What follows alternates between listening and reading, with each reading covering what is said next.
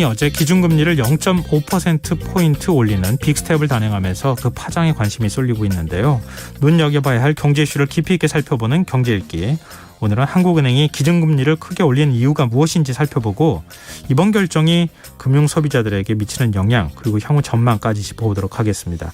경향신문 박병률 경제부장 전화로 만나보겠습니다. 부장님 안녕하세요. 네, 안녕하세요. 네, 한국은행이 큰 폭의 금리를 올릴 것이다. 이거는 시장에서는 이미 예상이 좀 어느 정도 됐던 거죠?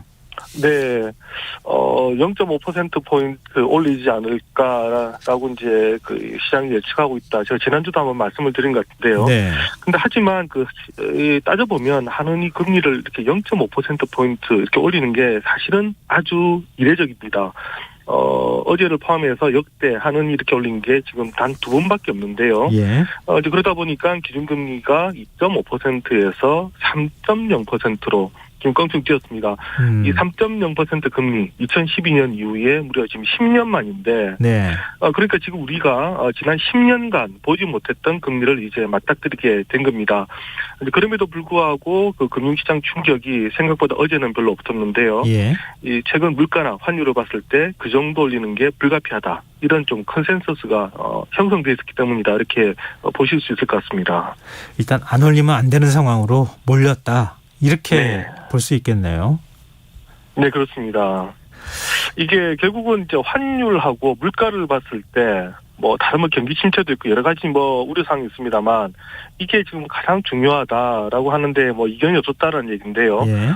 재밌는 게 이번 그 금통위 그 회의 결과 내용을 보니까 이 환율에 대해서 언급을 합니다. 이 상당히 이제 이례적인데요. 네. 고물가 대응과 함께 환율 안정을 이제 금리 인상의 그 주요 근거로 명시를 했는데, 지금 우리 원달러 환율의 경우는 지금 미국의 연방준비제도가 이제 예상을 뛰어넘는 그런 계속 이제 긴축 기조로 이제 달려가다 보니까 예. 지금 달러화가 지금 초강세를 보이고 있고요. 최근에 지금 1,400원 아래에서 지금 좀처럼 내려오지 않고 있습니다. 이제 그러다 보니까 어쨌든 지금 빨리 환율을 먼저 지금 잡는 게 이제 한은으로서도 이제 가장 큰 이제 어떤 이제 걱정거리가 됐고요. 네네. 그걸 일단은 반영이 됐다라고 이제 보시면 되고, 만약에 어제 우리가 그 금리를 0.5%포인트 이렇게 크게 안 올렸다면 지금 미국 금리를 올리는 거 봤을 때 이런 식으로 가면 지금 조만간 원달러 환율이 1,500원, 또 심지어는 그 이상도 갈 수 있다라는 이제 우려가 너무너무 이제 커졌다라는 얘기입니다. 어제 우리가 이제 금통위에서 금리를 0.5%포인트 이렇게 올림에 따라서 네. 이제 한국과 미국의 금리 격차가 상단 기준으로 0.25%까지 이제 좁혀졌는데요. 예. 하지만 연준은 또 지금 다음 또 FOMC에서 0.75%포인트 정도 올리지 않겠느냐 이런 전망이 돼 있는데, 그러면 또 단번에 또 1%포인트 이상 벌어집니다. 방금 미국에서 그 9월 소비자 물가 지수가 발표가 됐는데요. 네. 이게 지금 8.2%가 나왔는데 이것도 시장 전망치보다 높습니다. 예. 이 말은 결국 11월 초에 있을 FOMC에서 아마 0.75%포인트 올리는 게 확실하지 않을까. 지금 시장은 이렇게 볼 것 같고요.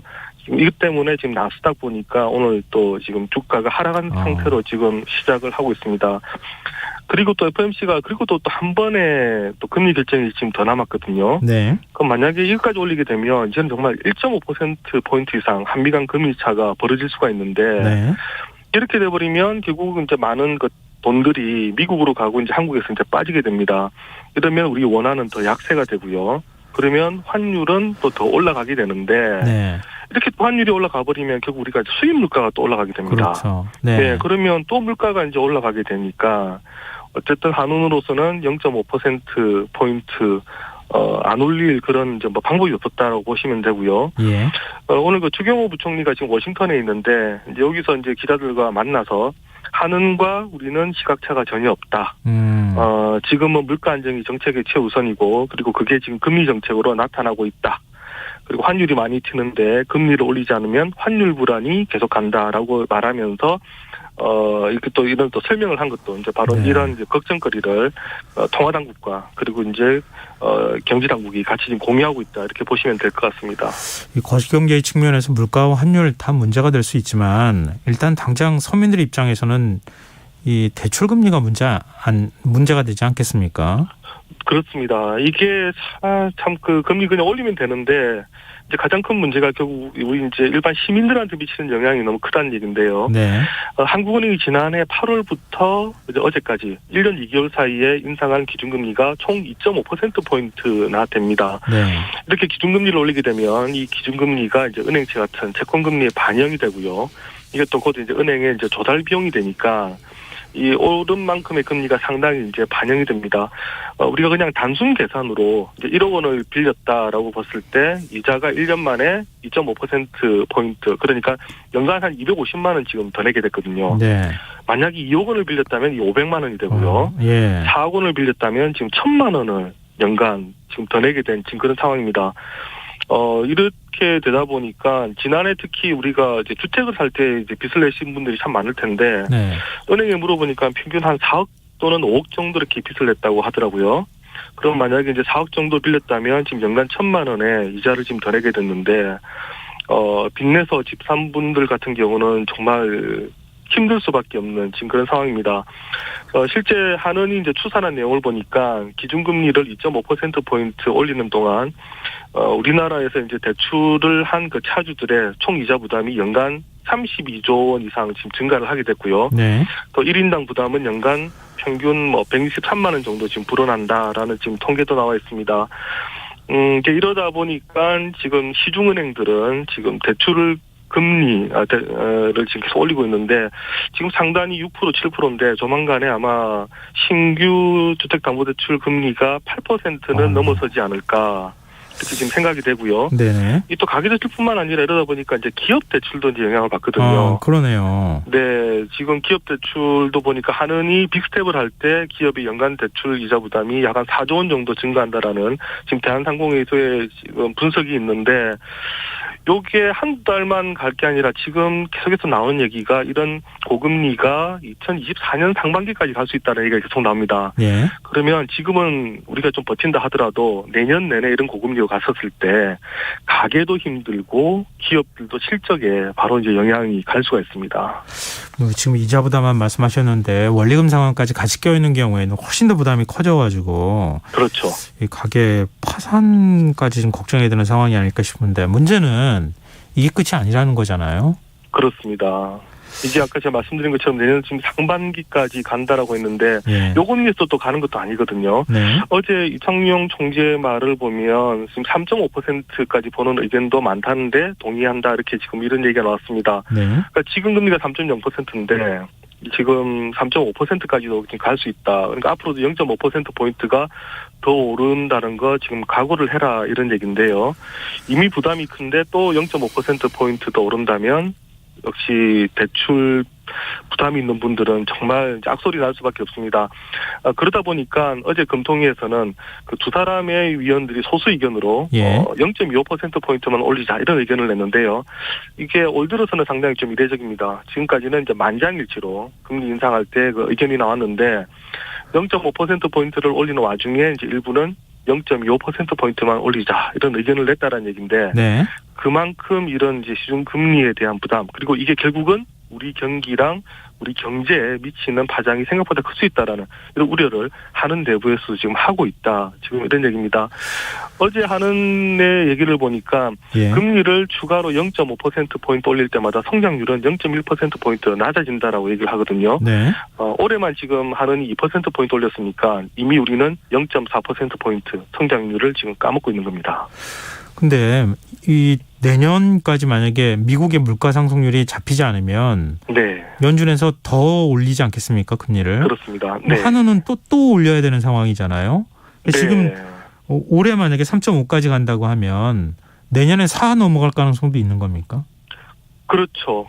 지금 이제 우리 지금 한은의 경우는 이제 마지막 한 번의 이제 금리 결정이 남았는데 예. 지금 이제 시장은 올려도 0.25%포인트 올리지 않겠느냐라고 지금 봅니다. 예. 근데 앞서 말씀드린 것처럼 오늘 지금 미국의 소비자 물가 지수가 시장 예상치보다 높게 나왔기 때문에 네. 만약에 그 다음 달 초에 있는 FOMC에서 0.75%를 올리고 또 그 다음번에도 0.5라든가 이상을 올리게 되면 한은이 또 안 따라갈 수가 없는 또 그런 상황으로 가게 되고요. 그러면 3.5% 이상으로 올라갈 수도 있습니다. 그렇군요. 참 걱정이네요. 근데 또 지금 입장을 좀 바꿔놓고 볼 때 조금 여윳돈이 있으신 분들, 네. 은행에 예금을 하시는 분들은 조금 입장이 바뀔 것 같아요. 다를 것 같아요. 그렇습니다. 뭐 1억 원 정도 은행에 넣어놓으면 이제는 좀 쓸 돈이 있더라. 이제 이런 말도 지금 나오고 있습니다. 예.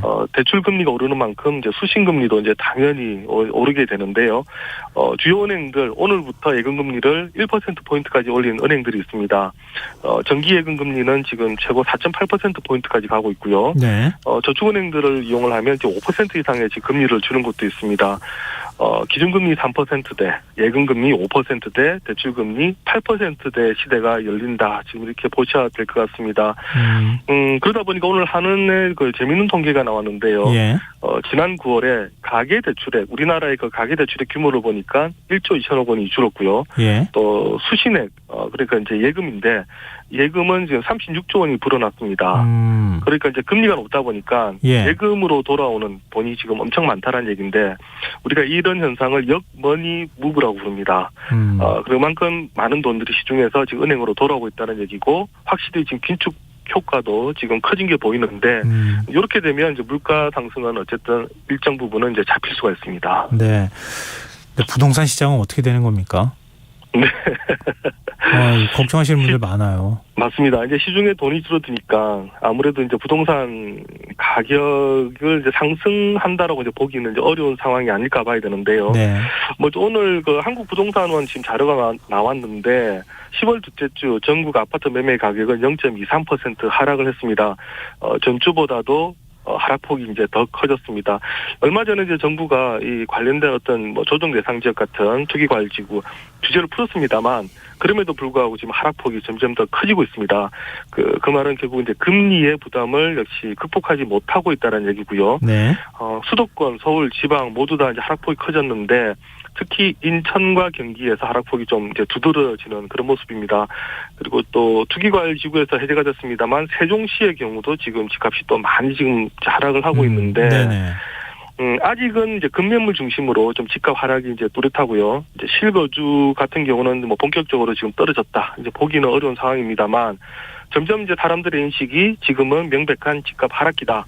이렇게 이제 되다 보면 이제 매수 심리는 이제 갈수록 얼어붙을 수밖에 없는 상황입니다. 지난해까지 이제 낮은 대출 금리를 활용해서 이제 부동산에 투자하던 그런 투자 수요 이제는 뭐 지금 자취를 갖춘 상태라고 보면 되고요. 네. 그리고 또 대출 금리 계속 오른다는 생각이 있으니까 역시 이제 집 살 분들도 매수를 이제 미룰 가능성이 이제 더 커집니다. 특히 이제 임대 시장에서 지금 변화도 지금 관측이 되는데요. 네네. 이 전세 자금 대출에 대한 또 부담이 크다 보니까 지금 다들 또 월세로 바꾸고 있습니다. 이렇게 되면 사실 지금 전세 믿고 또 갭 투자하신 분들 많거든요. 네. 이제 이분들의 또 부담이 이제 커질 수밖에 없는 이제 이런 상황이 또 벌어집니다. 근데 참 이 집값이라는 게 작년에 이제 연끌을 해서 집 산 분들 같은 경우는 이제 걱정이 많아질 수밖에 없고요. 네. 하지만 마무리해야겠습니다. 네. 하지만 이제 우리 국민들의 절반의 집이었기 때문에 또 그런 분들에게는 또 상대적으로 또 기회가 될 수도 있을 겁니다. 그렇구나. 다 양면이 좀 있네요. 네. 오늘 그렇습니다. 경제 읽기 여기까지 하겠습니다. 지금까지 경향신문 박병률 경제부장이었습니다. 고맙습니다. 네, 감사합니다. 김석환의 시사 1부 순서 여기서 마무리하겠습니다. 전 11시 정각 2부에 다시 오겠습니다.